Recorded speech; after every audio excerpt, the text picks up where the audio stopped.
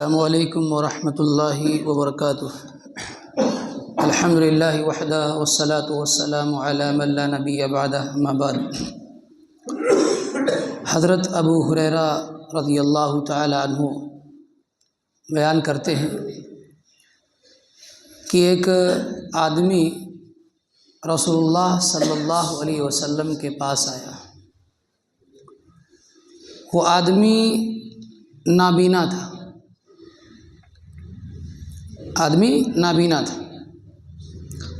رجل اعمیٰ کا لفظ ہے۔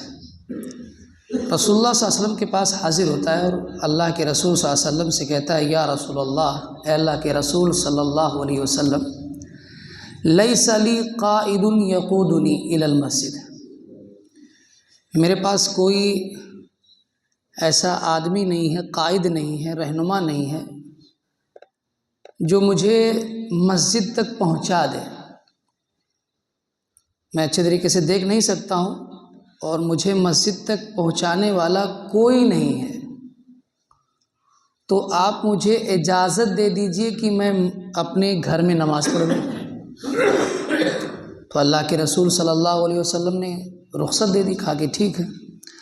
تو جب وہ واپس جانے لگا مڑ کر، تو اللہ کے رسول صلی اللہ علیہ وسلم نے اس کو دوبارہ بلایا اور پھر سوال کیا کہ کیا تم اذان کی آواز کو سنتے ہو؟ تو اس نے کہا کہ ہاں۔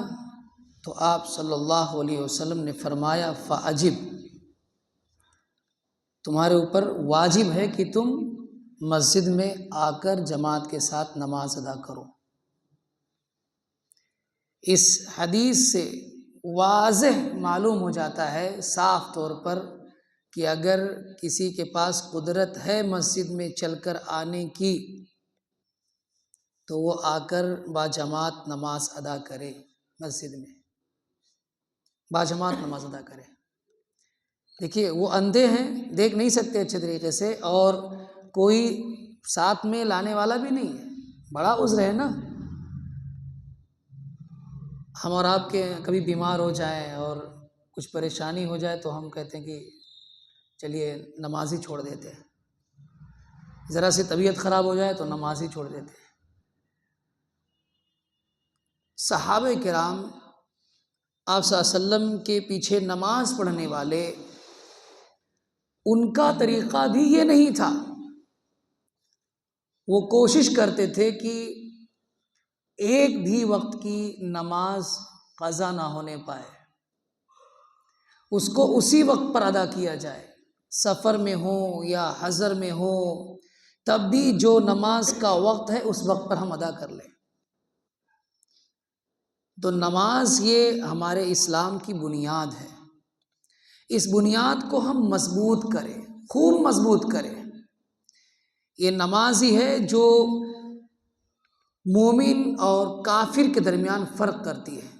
اگر اس کو آپ اور واضح لفظوں میں کہیں تو ایک توحید پرست اور ایک بت پرست کے درمیان واضح کرنے والی چیز کیا ہے؟ نماز ہے۔ کیونکہ نماز کی 5 وقتہ اگر کوئی آدمی حفاظت کرتا ہے اور نبی صلی اللہ علیہ وسلم کے بتائے ہوئے طریقے کے مطابق ادا کرتا ہے، تو یاد رکھیے کہ وہ رسول اللہ صلی اللہ علیہ وسلم کی سنت اور رسول اللہ صلی اللہ علیہ وسلم کے لائے ہوئے طریقے پر اپنی زندگی گزار رہا ہے۔ ہمارا بھی یہی طریقہ ہونا چاہیے اگر ہم کامیاب ہونا چاہتے ہیں، اگر ہم رسول اللہ صلی اللہ علیہ وسلم کے سچے محب ہیں، محبت کرنے والے، تو نماز کو باجماعت ادا کرنے کی کوشش کریں۔ کوئی بھی وقت ایسا نہ ہو کہ آپ نماز سے پیچھے رہ جائیں۔ اگر پیچھے رہ جائیں تو اس سے زیادہ کوشش کریں کہ اگلی آنے والی جو نماز ہے اس میں ہم پہلے پہنچ جائیں۔ ایک تو کسی طرح چھوٹ گئی، آگے آنے والی نماز یا آپ کے نیکی کے جذبے کو اور زیادہ آگے کرے گا۔ تو ہمارا طریقہ ایسا ہی ہونا چاہیے جیسے رسول اللہ صلی اللہ علیہ وسلم کے ساتھ رہنے والے صحابہ کرام کا تھا، سلف صالحین کا تھا، اور اسی میں لیے ہمارے لیے اور آپ کے لیے کامیابی ہے۔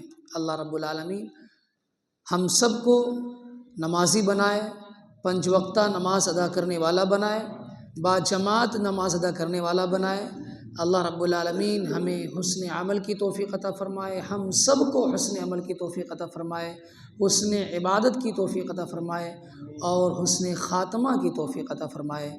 آمین وآخر دعوانا الحمد للہ رب العالمین۔